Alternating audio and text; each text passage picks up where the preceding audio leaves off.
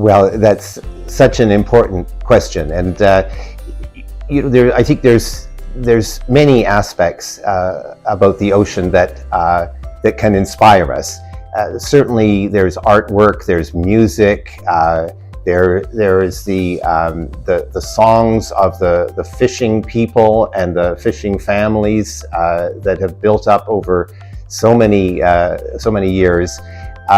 But then, of course, there is also the life in the ocean that we see largely through television and movies, because it has that annoying reality of being underwater, where that life is. So we don't see it day to day from the land, but I think it really does inspire us. And actually seeing the whales, for example, and other marine mammals, which we can see from above water, above the sea level, that's very inspiring as well.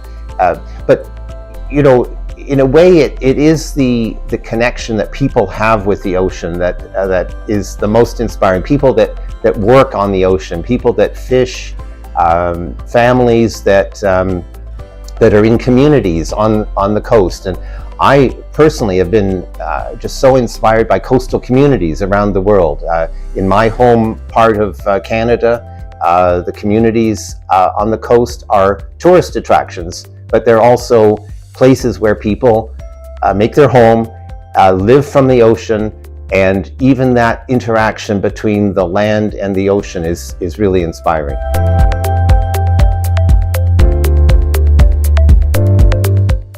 Well, blue justice is somewhat of a new term, and it's really trying to look at the people that are involved with the ocean. And the justice part is, well, the blue is the ocean, and the justice part is the idea that those who rely on the ocean, those that depend on it, need to have some justice and some equity in how they're treated. And that means looking at the traditional users of the ocean. In my part of the world, the indigenous people that have used the ocean, fished, for example, for perhaps 13,000 years.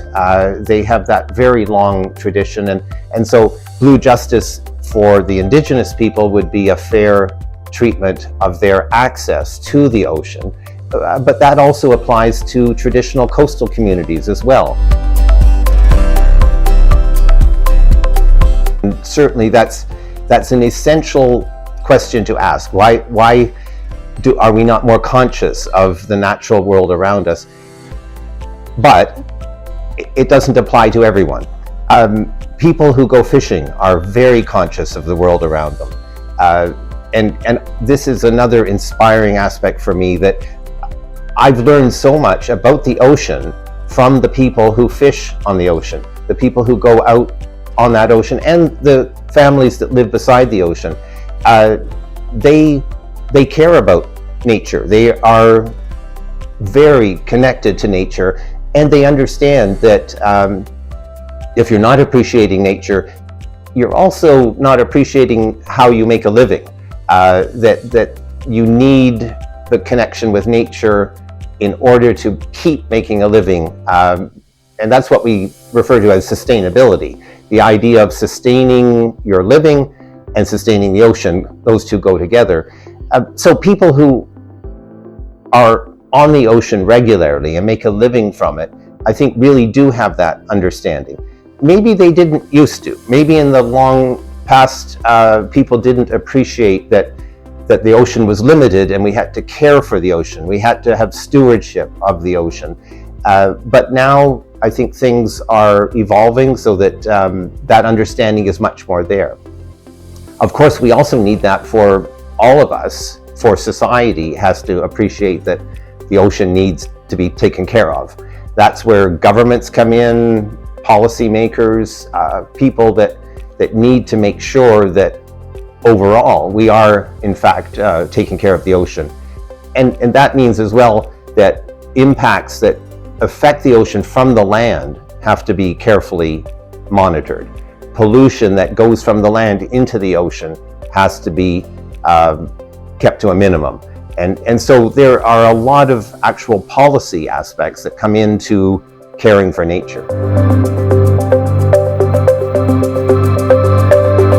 There are somewhat overwhelming challenges, and one of the big ones is climate change.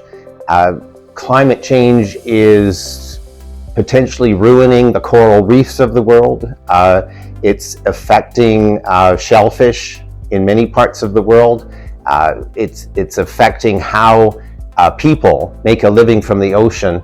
And so that's a very sad and rather overwhelming problem. And then there are other direct impacts on the ocean as well. So it is, it is overwhelming if we let it be overwhelming. I choose to take a positive angle on taking care of the ocean, taking care of the people who rely on the ocean.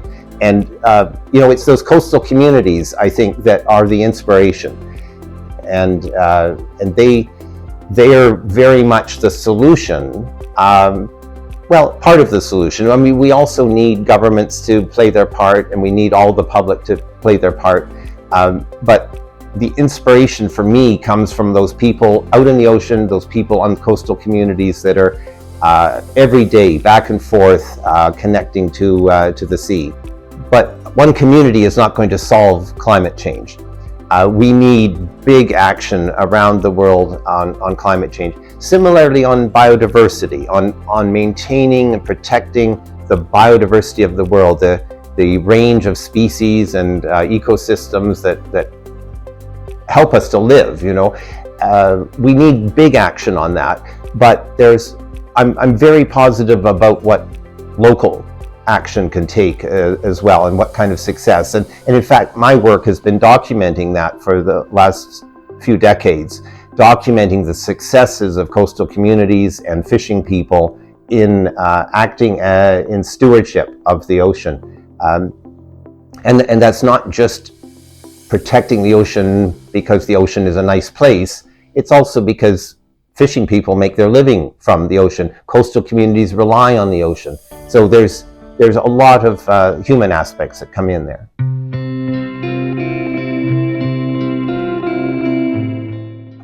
Well, I'm going to give two messages. One is do something that's inspiring to you. I have described what's inspiring to me, but others might have a particular interest. Someone might be fascinated by seahorses in the ocean. Someone else might just be amazed by coral reefs. Someone else again might be captivated by how people in a certain country of the world are making a living from the ocean. So what inspires you is one of the key elements. But the other aspect that I guess as a person that crosses conventional disciplines of study, that's what we call interdisciplinary, I am an advocate of looking not too narrowly and trying to have some training and some background that gives you some awareness. And partly it could be put simply as awareness of what's in the ocean and awareness of the people who are relying on the ocean. And I think with that simple way of looking at it, you're going to get a broader perspective. And I would recommend that. I think that's the way the world is shifting into a more integrated or holistic way of looking at how humans connect with the ocean. It's been a wonderful time here, and hopefully we'll continue collaborating. Sure. Thank you very much. Thank you.